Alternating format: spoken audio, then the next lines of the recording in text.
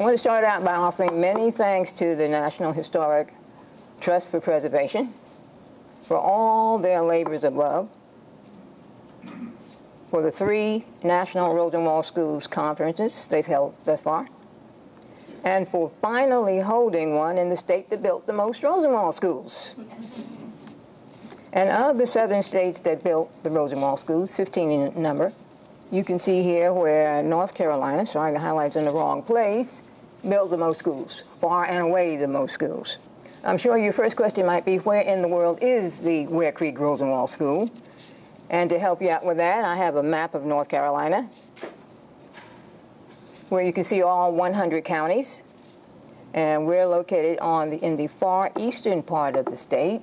And here's a map of the county in which the school resides.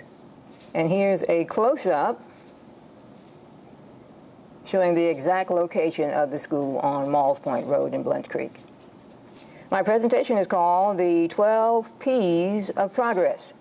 And it's organized about how 12 principles inform and continue to inspire progress at the Ware Creek Rosenwald School in North Carolina. I do want to issue one disclaimer or two.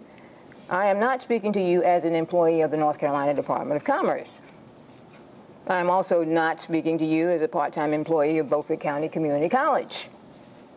I am speaking to you solely in my capacity as president of the Ware Creek Community Development Program, Incorporated, which is an unpaid position. I have been married to a mission. For nearly 40 years, I've been involved in the preservation of this school. My grandfather, who was a carpenter and a preacher and a farmer, helped build it and pushed for the purchase by the community when it was auctioned as surplus property. And the support of my husband, Bobby, who's with me, has been constant and invaluable. Actually, I married the mission before I married him. I'd like to find out who my audience is. How many of you are actively involved in restoring a Rosenwald school? Please show by. Okay, that seems to be most of you. How many of you are preservation professionals? How many of you are history buffs interested in learning all about things old? I think I got everybody in the room then. My goals in this presentation are to inform, inspire, and encourage. Because if you're in the business of restoring a school, you need to be informed, inspired, and every now and then encouraged a little bit. Because it's not an easy work. John showed you this picture already of what the school looked like in 1934. And we've tried to keep as true as we could to this historic fabric. He also showed you this survey from the insurance company that notes that the school was built about 1919, and it was valued at the time this survey was done at about $2,700. The Ware Creek School is the only school that I've come across so far that has an identifying cornerstone, where in marble it actually says Ware Creek School Building, 1921. So here's a brief chronology. In 1919, community leaders attend a meeting to petition the Board of Education for funds to build a new school. We had a school, but it was a one-room schoolhouse, and back then folks had very large families. So the community had basically outgrown that school. Their request was deferred by the Board of Education. In 1921, they did release the funds, and the Ware Creek School was dedicated. So between 1921 and 1952, the Ware Creek Rosenwald School was operated as Chocowinity Colored School No. 2. And in 1953, the School Consolidation Program rendered several neighborhood schools as surplus property, including the Ware Creek School. So here's how it breaks down as far as the cost of building the school to begin with. The African American community gave $800. Now that might have been in land, labor, building materials, or cash, which was in scarce supply. We did not have any donations from private white citizens. The county gave $2,000, and the Rosenwald Fund $1,000. So that meant the school was built at a total cost of $3,800. And this is the legal notice from the Washington Daily News in September of 1953, saying that these buildings would be offered for sale at public auction to the highest bidder for cash at the courthouse door. And at this auction, my grandfather and some other folks from the community showed up to bid on the school and were able to buy the school for $800. Same amount it originally invested in building the school. So at this point, the building is no longer a public school. In fact, it was closed in 1952, purchased by the community in 1953, supported by the community and those with roots in the community from 1954 until 1994. So for 40 years, the community maintained this building. In 1996, it was listed on the National Register. So what is our restoration story? Well, first of all, the building became a community center. And this building never suffered from storm damage, graffiti, vegetation overgrowth, and deliberate destruction. The building was never moved from its original location. But this is how things stacked up in 1994. The elements were taking a toll on the historic fabric of the building.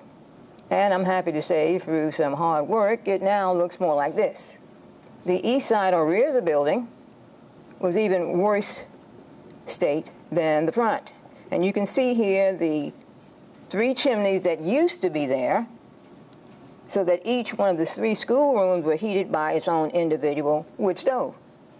And at this point, only one was in place, and we had put some cinder blocks there to use that one room and a wood stove in it.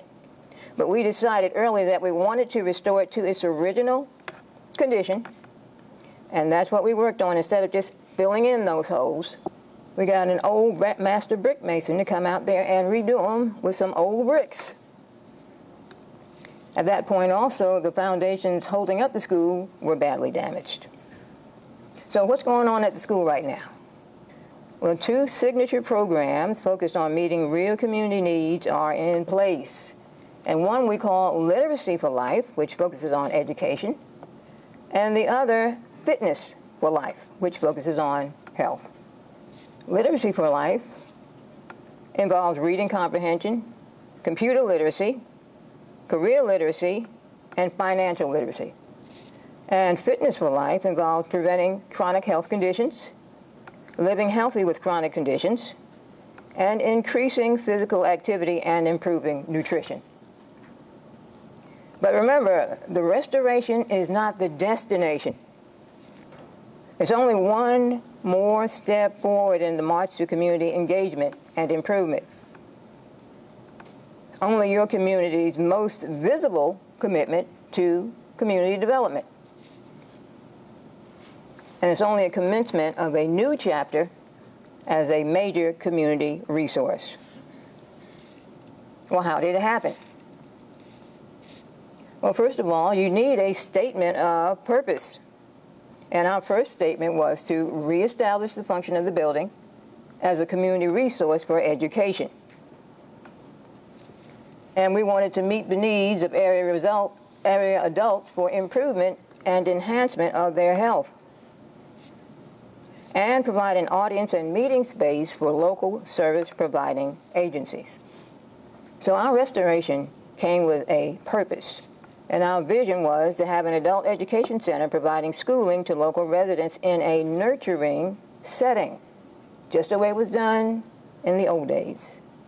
And we want a historic site that illustrates the evolution of American education in a way that no textbook can possibly do.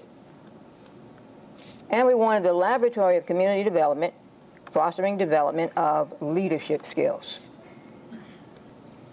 So I now present the 12 principles of practice, and these are 12 practical principles and 12 principled practices.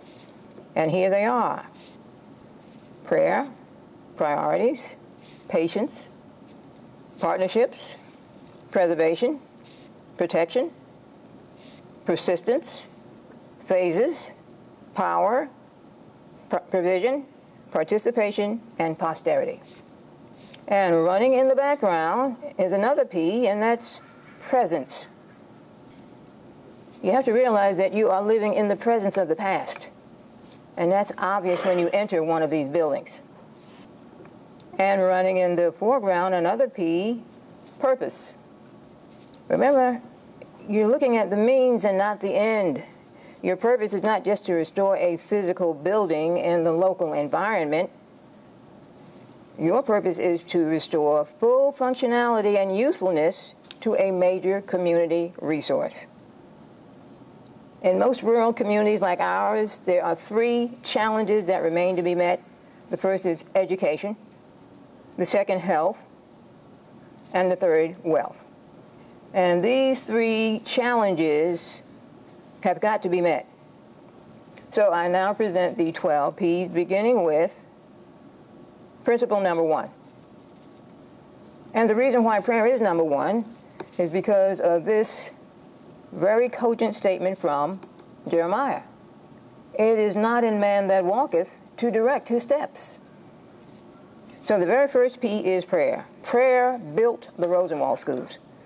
Only the power of prayer could have been capable of coordinating the construction of over 5,000 buildings to advance the education of African Americans in a place and in a time of scarce material resources and a determined hostility against their progress. Only the power of prayer is up to the task of preserving these prayers in brick and wood. So how do you quantify this miracle? We're looking at, altogether in those 15 southern states, over 5,000 buildings, shops, and teacher homes, and over 4,977 schools, with a total pupil capacity of over 500,000. So only through the power of prayer could this have happened. And a lot of people look at this chart and realize that African Americans collectively outgave the Rosenwald Fund. Just stop and think about that miracle. So prayer establishes the integrity of your effort. It expands the realm of possibility. It silences doubts and fears. It fosters good followership and prepares one for good leadership. It sparks initiative and inspires and animates your work. Prayer promotes planning that is prayer-based, thinking that is prayer-informed, and action that is prayer-propelled. Prayer also divests your work of ego, quest for credit, and personal responsibility. This preservation work might involve you, and it might engage your interest. It may demand many sacrifices of time and money on your part. However, this work is not about you. You are only an instrument in a grand orchestration of events. You are not the conductor. Prayer can accomplish the seemingly impossible. It can bring to bear divine energies, elicit cooperation from disinterested parties, recruits faithful and faith-filled board members.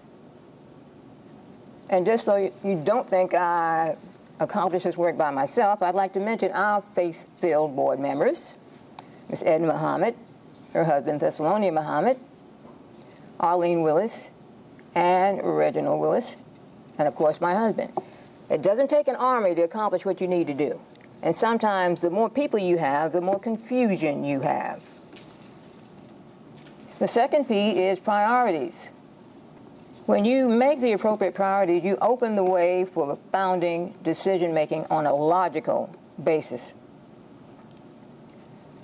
And it serves as a roadmap for action. It allows you to measure your progress. And it establishes mileposts of success. It focuses the eye on the finish line. Priorities put first things first. You'll start with the most crucial and the most critically needed repairs, as John outlined, and proceed in the order of the most important to the least critical. You cannot do it all at once.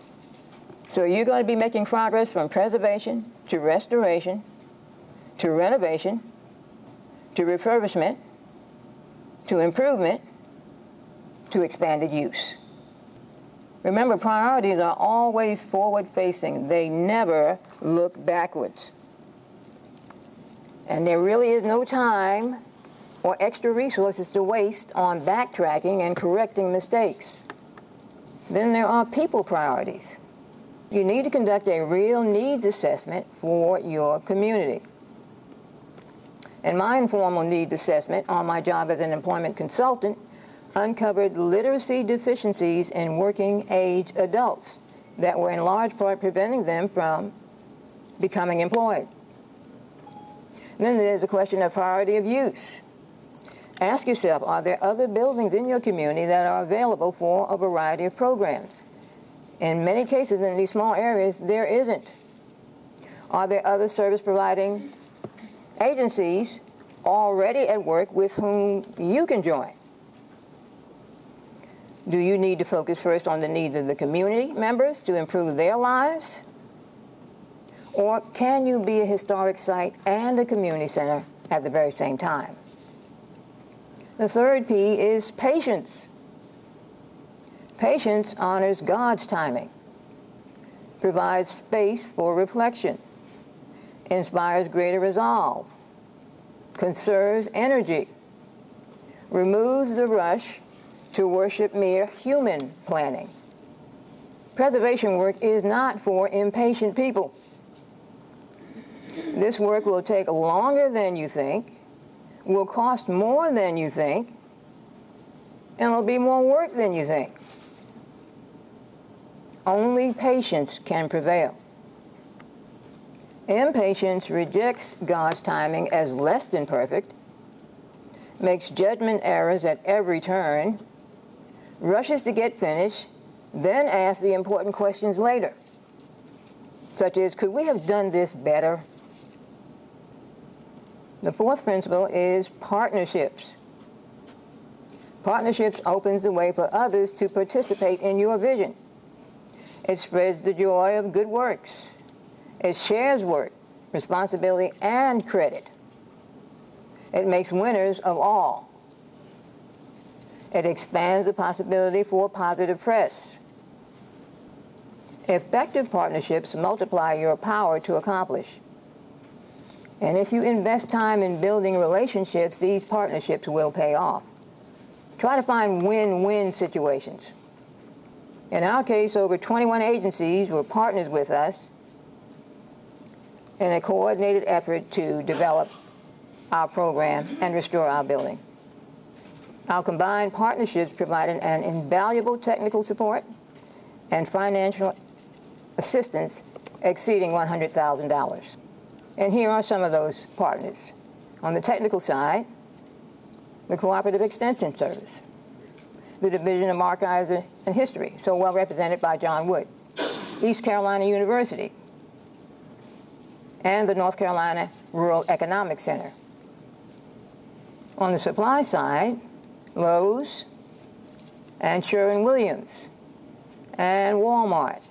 Most Lowe's stores have what they call Lowe's Heroes projects, and they can help you to do things like get the materials that you need for painting or anything that they sell in the range of building materials. Publicity, the Washington Daily News, WITN-TV, the Daily Reflector of Greenville, North Carolina, the News and Observer of Raleigh, and the Pamlico News, and Carolina Country, a monthly magazine. So partners can be of any kind of organization. They can be public or private. They can be business or industry. They can be nonprofit. They can be secular or faith-based. The value of partnerships is immense.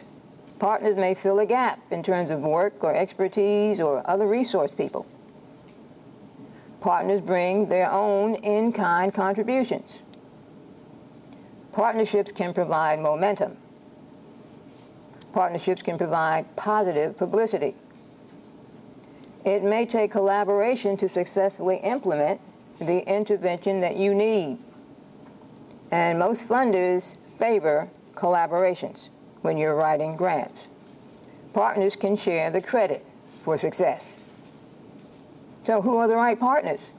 Community elders, youth, active groups, people with their own agendas, born leaders in search of a cause. You shall know them by their motives. You need to understand that others may want what you want for entirely different reasons. And you'll need to discover ways to advance your own goals as well as those of your partners.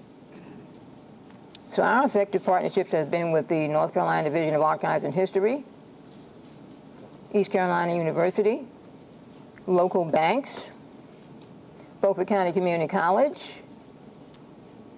But when we look at the community's contribution, we realize that it was the greatest of all. Cash from small functions like bake sales and dinners and Prince and Princess contests, etc., gave us cash donations to work with. Donated labor. Donated grant writing. Transportation to search for and pick up building materials. Research on products and vendors. Time seeking out and interviewing contractors. And oversight of the work when the construction crews got there. Other partners have been the Beaufort County Arts Council, the Literacy Volunteers of Beaufort County, the BHM Regional Library, the S&S Women's Club, Beaufort County Health Department, and the Mideast Commission. So what was in it for them? Service to an underserved area, good public relations, opportunity to partner, outreach to new populations, and service to the African American community. So you can see how prayer leads to making the right priorities, and how that leads to patience in getting things done in a logical order, and how patience in search of the right partners can forward your work astronomically. The next principle is preservation. And preservation is more than just about a building. It's about local history. It's about the stories of local families, about the artifacts of the period, about the documents of the period. And it's about a lifestyle that used to be. So your preservation work must include preservation of the history of the forces that brought the building into being, appreciation for the value of oral history. And when you're doing oral history, make sure you own legal title to your possession of the audio and video or any of the material that you acquire. And with that, you can develop interpretive projects to present and sell. Principle number 6 is protection. Your vision needs protection. Your mission needs protection. Your board's work needs protection. Your involvement needs protection. You must safeguard and defend your work against those who do not have the right inspiration for their involvement, against those who would rather tear up and tear down rather than do things the way someone else sees fit, and against those for whom it's all about getting credit or making name for themselves. Your vision is your guiding light. Don't let anyone or anything corrupt it. Don't let anyone or anything co-opt it. Your vision is like a lighthouse illuminating your way in the dark. And there's one lesson from a master builder that all of us should learn. Do you remember that when Nehemiah engaged laborers in rebuilding the wall of Jerusalem, what his strategy was? The builders labored skillfully and diligently, wielding a working tool in one hand and a sword in the other. The seventh principle is persistence. Persistence is a partner to patience. Persistence is a long-distance runner who makes it across the finish line. Patience is not an idle bystander. Patience combined with persistence makes a powerful statement of faith. And you must persist in spite of setbacks, lack of cooperation, discouragement, disunity, delay, and determined resistance to progress in all its guises and disguises. The next P is phases. Since you can't get all this work done at once, you need to appropriate it in phases. Think of the work in distinct, doable phases. And that will assist in fundraising. And after each phase is completed, that requires a celebration. Remember, to everything there is a season. There's a time to plant, a time to flower, a time to bear fruit, a time to harvest, and a time to rejoice. And always remember that nothing is more powerful than an idea whose time has finally come. And this is phase one of our efforts, and we accomplished that with funding from the state of North Carolina and the Z. Smith Reynolds Foundation. And with that, we were able to install a standing seam metal roof that is on the building now, 18 years later, without a leak. We were able to repair the brick foundation pillars and make interior and exterior carpentry repairs, reglaze and replace windows, and replace steps, and rewire the building electrically, and add interior and exterior lighting. And you can see at this photo in 1996 that the building is definitely ready for its third roof. This is only the second one on the building. And it was leaking so badly that we couldn't patch it anymore. So when you have the elements coming inside, that's a serious problem. And we evaluated the roof as the most critically needed repair. So let's talk money. How much did this cost? This is a breakdown of what it costs us to accomplish phase one. Over $56,000. And remember again, the community's contributions, although it might have seemed coming in a dribble, was still there to propel our progress. And donations of labor and time should not be sneezed at, because they make a tremendous difference. Phase two we call enhancement. And for this, we received funding through the Lowe's Charitable and Educational Foundation that was administered by the National Trust, the Hillsdale Fund, and the Marion Stedman Covington Fund. And at that point, we were finally able to install central heating and air, and insulation in the attics and floors, and overhaul our plumbing, and add a handicapped accessible toilet, and add storm windows and custom roller shades, and clean and wax our historic pine floors. And there's the sign showing the work in progress during those years. Now this is what it looked like before we began this enhancement phase. You can see here the only heat we had in the building, aside from electric space heaters and space gas heaters, was this old potbelly stove. Not original to the building, but it still put out a lot of heat. In fact, whenever we had events, that poor heater would be surrounded by so many people that the ones on the outside couldn't feel a thing. And here's the change. This is the venting into the attic to install a heating and air conditioning system there. And this is a photograph of the vents in the ceiling for the first time. And we install our heating and air conditioning system in the attic rather than on the outside. We also insulated the floors, and this is a picture from the underside of the building. This is a photograph of the redone ladies' restroom. The before photograph, well, I'll put it this way, you wouldn't have wanted to see it. This is a before picture of the men's bathroom, which he made into a handicapped accessible restroom. And on the outside, storm windows, which you can't tell are there, thanks to John's suggestion of putting them all in one piece.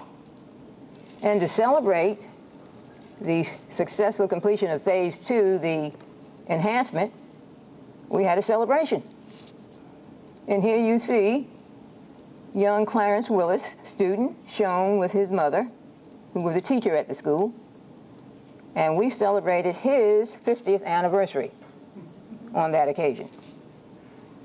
So here's a chart outlining total funding for both of these phases. Phase 3, expanded use. And for this, we got funding through the Jonathan Havens Charitable Trust, the SCCB grant, and the new Pilgrim Baptist Church dissolution.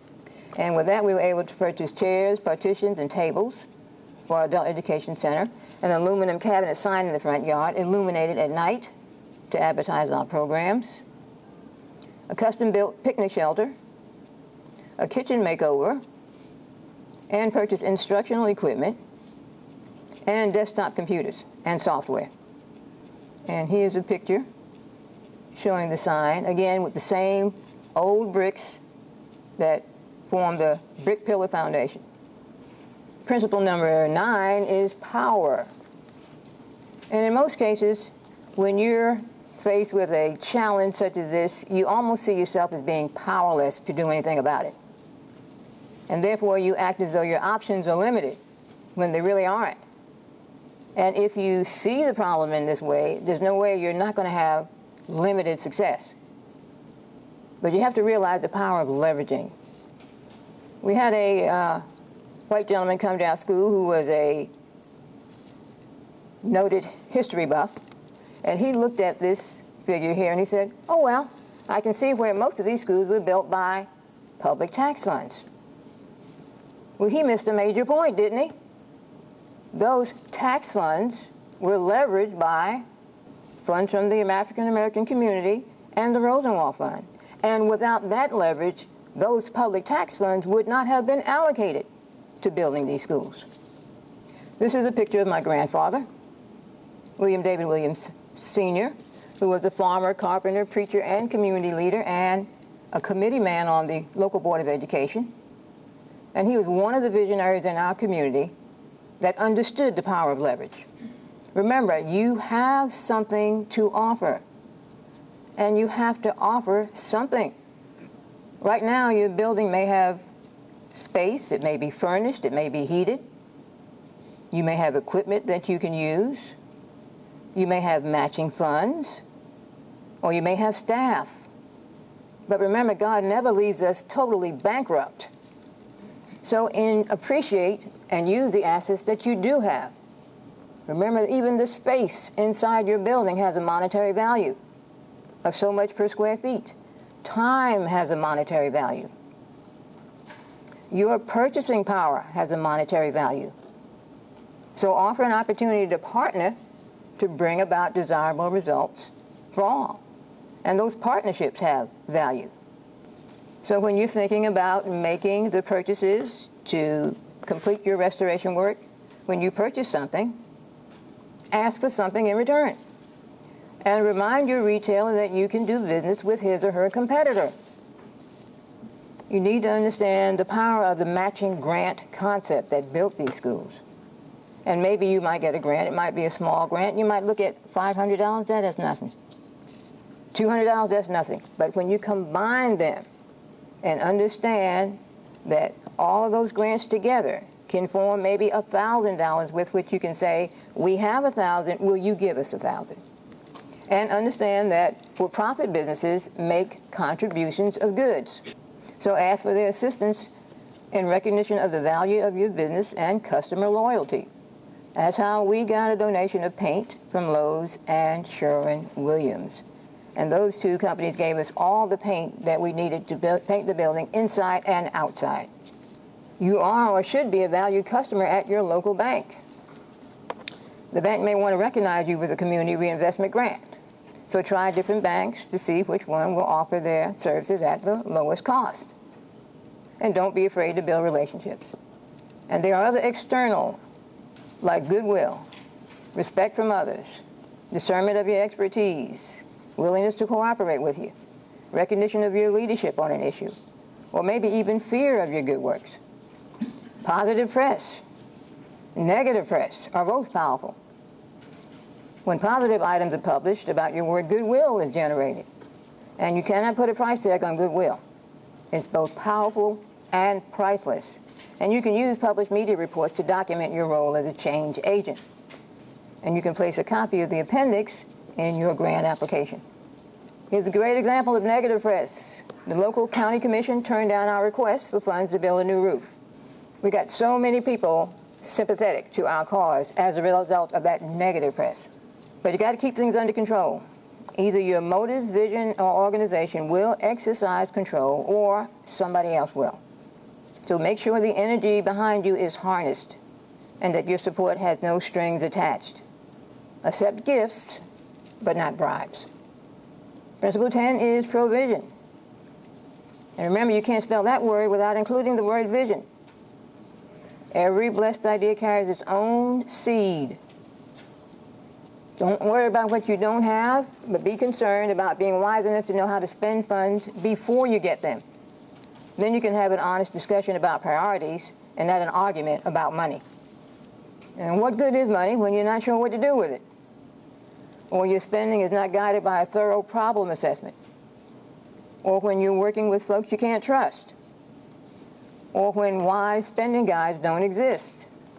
Or when nobody's exercising oversight? Or when you don't understand what money cannot buy. And this is a case in point. This is the Holtz Chapel Rosenwald School in Pamlico County nearby us. They did the same thing that we were thinking about doing, such as cutting off the Rosenwald windows and shortening them to make it easier to heat the building. And in doing so, they destroyed the hallmark of the Rosenwald schools.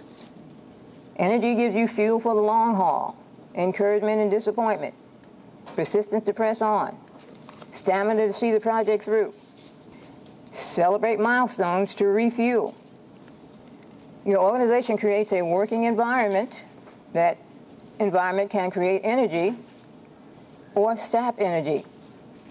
That environment will change you before you can change it. Principle 11 is participation. Participation is what guarantees continuing support. Strive for maximum participation.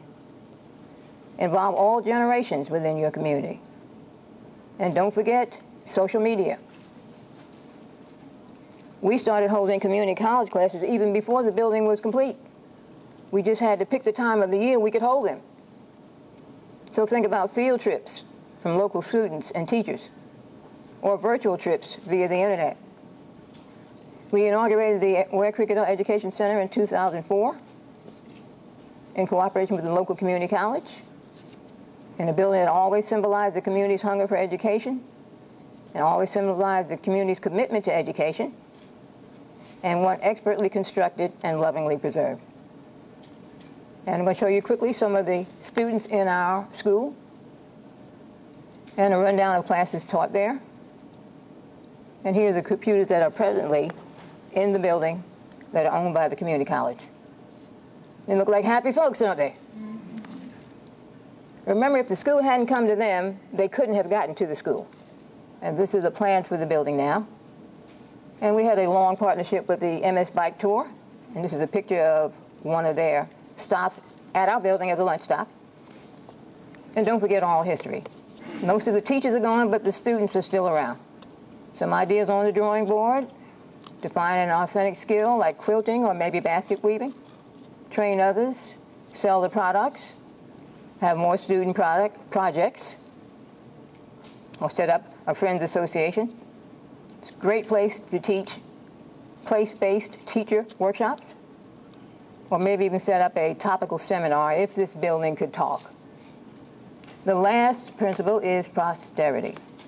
These schools were a gift to us, and to provide for indefinite future use, we need to involve our young people. And we got to meet the young folks where they live, and that's mainly online.